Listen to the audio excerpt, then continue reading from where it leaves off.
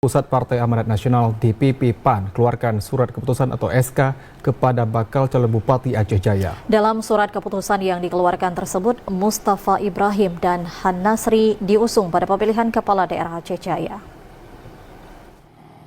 Partai Amanat Nasional atau PAN telah resmi mengusung pasangan Mustafa dan Han Nasri sebagai bakal calon Bupati dan Wakil Bupati Aceh Jaya untuk Pilkada tahun 2024. Pengusungan itu sesuai dengan surat keputusan yang dikeluarkan Dewan Pimpinan Pusat Partai Amanat Nasional. Dukungan dari PAN merupakan langkah strategis dalam upaya memenangkan konsentrasi politik di daerah tersebut. Selain Partai PAN, sejumlah partai lain yang telah menyatakan dukungan yaitu Partai Demokrat, Golkar, PAS, PDA, dan Partai Gapta. Dengan jumlah partai yang ikut mendukung pasangan itu bisa mewarnai kontes pilkada di Aceh Jaya ke depan, di mana pasangan ini diharapkan dapat membawa perubahan positif bagi Aceh Jaya dengan visi dan misi yang mereka usung.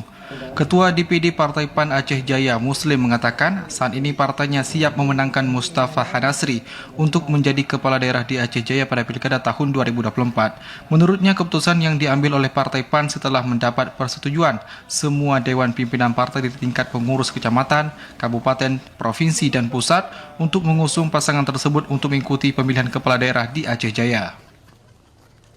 PAN kita telah memutuskan dari DPP, DPW, dan DPD arahnya ke Mustafa Ibrahim dan Han Nasri ST. Pastiannya kita sudah mengeluarkan SK dari DPP. Dan ada kemungkinan ada beberapa partai lain yang akan menyusul untuk mendukung pasangan calon Pak Mustafa Ibrahim dan Han Nasri ST. Untuk memenangkan pasangan yang telah diusung, saat ini Partai PAN terus melakukan penguatan dan koordinasi dengan partai lainnya agar pada pilkada ke depan Mustafa Han Nasri bisa menang di pilkada yang berlangsung di Aceh Jaya.